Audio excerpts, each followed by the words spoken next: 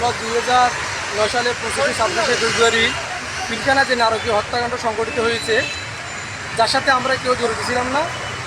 বিনা দোষে যাদেরকে বাড়ি ভাড়ানো হয়েছে, কোনো জেল জরিমানা দিয়ে আমি নিজেও দীর্ঘ 7 বছর জেল কাটছি, জেল থেকে বাড়ি আসছি। এখন আমাদের আজকে মানববন্ধনের উদ্দেশ্য হলো, আমরা একটা সুশৃঙ্খলা বাহিনীর সদস্য।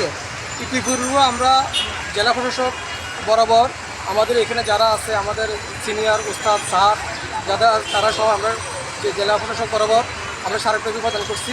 আজকে আমাদের এই শহীদ মিনারে আসার উদ্দেশ্য হলো, আমরা শৃঙ্খলাভাবে, আমরা যখন একটা শৃঙ্খলা বাহিনীর সদস্য, আমরা শৃঙ্খলার সহিত বর্তমান যে সরকার আছে আমরা তাদের কাছে আবেদন করতেছি, আমাদের যারা সিনিয়র আছে তাদেরকে সহ, যে আমরা নির্দোষ, আমরা এর সাথে কোনো কিছু জড়িত ছিলাম না, আমাদেরকেও প্রশাসনের বিচার করিয়া বাড়িতে পাঠানো হয়েছে।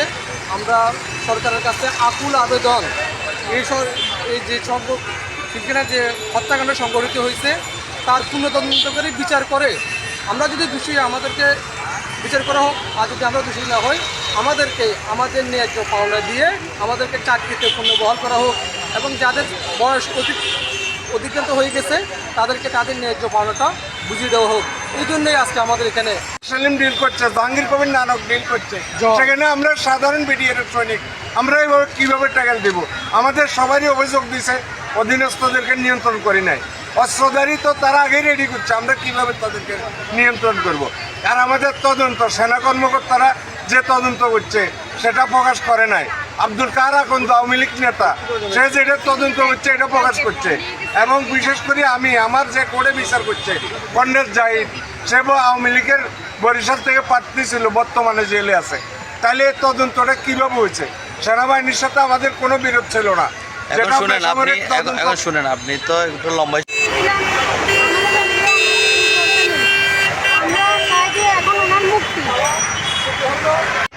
বিডিআরের গণহত্যা হয়েছিল 2005 সালের 25 মার্চে অন্যায়ভাবে বিডিআর হত্যাকাণ্ড করা হয়েছে। সরকার এসে পরিকল্পিত করেছেন এবং একটি প্রহসন বিচার করে নির্দোষ বিডিআরগুলোকে আজকে 15-16 জেলখানাটিতে আটকে রাখা হয়েছে। তাহলে কোর্টের মাধ্যমে যে বিচার করা হয়েছিল সেই বিচার শেষ হয়ে গেছে অলরেডি, তাদেরকে বিস্ফোরক মামলা দিয়ে এখনও পর্যন্ত জেলখানাটিতে আটকে বাকি রাখিয়েছে। আমরা বর্তমান সরকারের কাছে আবেদন করি এদেরকে ভবিষ্যৎ কমিটি দিয়ে এবং এই সুশৃঙ্খল সেনাবাহিনীকে তাদের পরিচিত স্থানে ফিরিয়ে দেওয়ার জন্য আমরা বিনীতভাবে আবেদন করি। এবারে আমি আমার বক্তব্য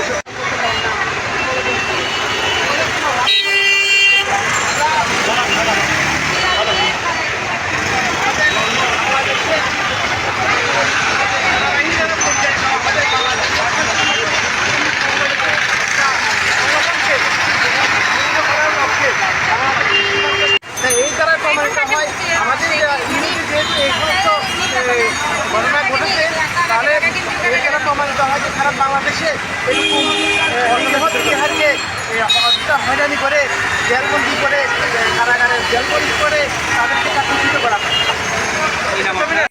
সুপরিকল্পিতভাবে চালানো হয়। এই ব্রিটিশ সরকার দ্বারা সুপরিকল্পিতভাবে বানানো হয়। আমরা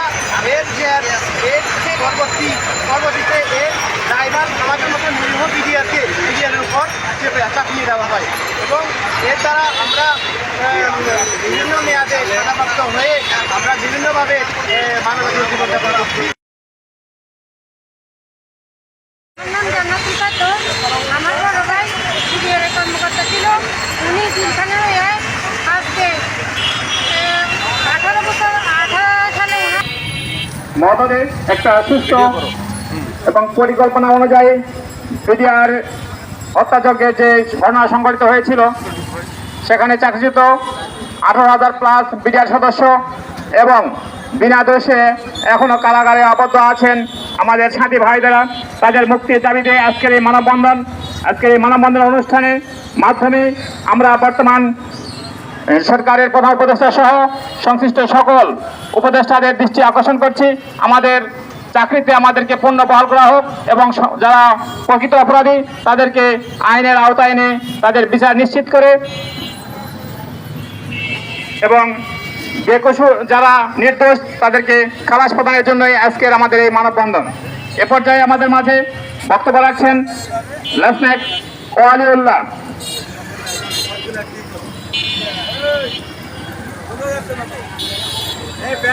লেফটেন্যান্ট ওয়ালি ভাইকে তার বক্তব্য রাখার জন্য অনুরোধ করছি। বিসমিল্লাহির রহমানির রহিম।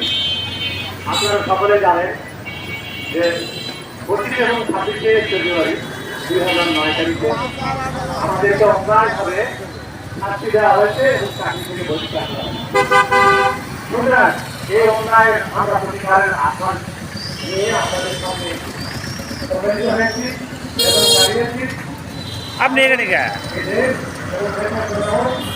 ওখানে থাকবে। সুতরাং আমাদের দীর্ঘদিন প্রায় 16 বছর অতিক্রম করেছে আমাদের সংসার, আমাদের জীবন বৃত্তান্ত হতে আমরা নিষ্পেষিত, নির্যাতিত এবং কষ্টে রয়েছি। এই কষ্ট, এই দুঃখ দুর্দশা নিরসনকল্পে এই দেশের সকল সুনাগরিক সুদীজন এবং বর্তমান সরকারের কাছে আকুল আবেদন, আমাদেরকে পুনরায় চাকরিতে পুনর্বহাল করা হোক এবং সুযোগ সুবিধা দেওয়া হোক।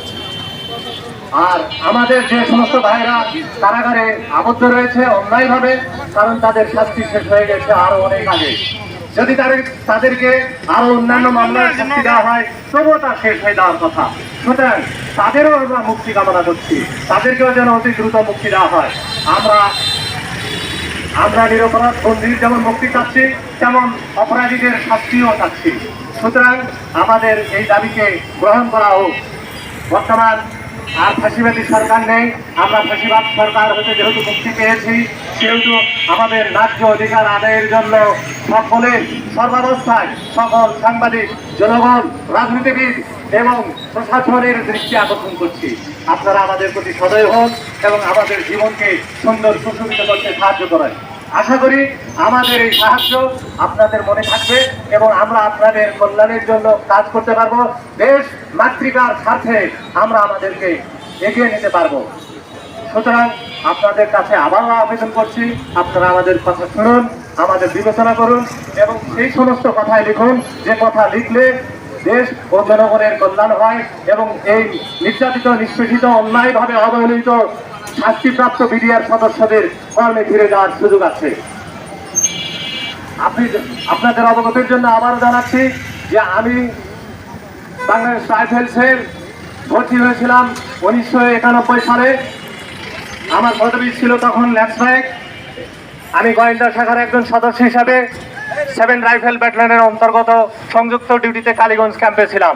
উক্ত ক্যাম্পে কোনো প্রকার এক রাউন্ড ফায়ারও হয় নাই, কেউ করে নাই এবং অন্যান্য যে হত্যা, খুন, লণ্ঠন, অগ্নিসংযোগের কোনো প্রশ্নই আসে না। তৎকালীন ফাঁসিবাদ প্রধানমন্ত্রী সাধারণ ক্ষমা ঘোষণার পরেও আমাকে 7 বছর কারাদণ্ডে দণ্ডিত করা হয়েছে, যা সম্পূর্ণভাবে আইন অমান্য এবং অন্যায় ফাঁসিবাদের পরিচয় বহন করে। তথাপিও মানুষের কথা বলার কোনো সুযোগ ছিল না, তাই আমিও কথা বলতে পারিনি। তারা বরণ করে এসেছি, আমাদের দুঃখ কষ্ট নিজেরা স্বীকার করে নিয়েছি। আমাদের সন্তানদের যে সমস্ত কষ্ট হয়েছে, আমাদের পরিবার পরিজনদের অস্থি ধরেছে, আমরা সেটা নীরবে সহ্য করেছি। আর সহ্যের সময় নেই। এখন এই সরকারের কাছে অনুরোধ করব, অতি দ্রুত আমাদের সমাধান করে চাকরিতে ফিরিয়ে নেওয়া হোক। ধন্যবাদ। ধন্যবাদ। এ পর্যায়ে আপনার মাঝে বক্তব্য রাখছেন বিডিআরের সন্তান রেজওয়ানুল ইসলাম।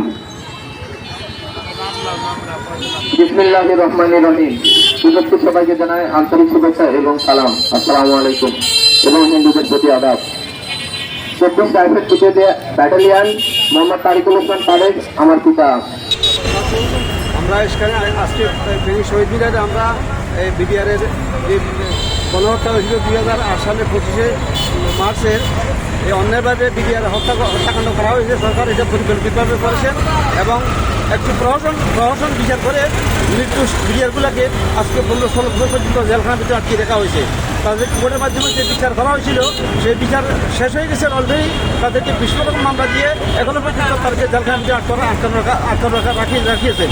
আমরা বর্তমান সরকারের কাছে আবেদন করি এদেরকে নিঃশর্ত মুক্তি দিয়ে এবং এই একটি সুশৃঙ্খল সেনাবাহিনীকে তাদের স্থানে ফিরিয়ে দেওয়ার জন্য আমরা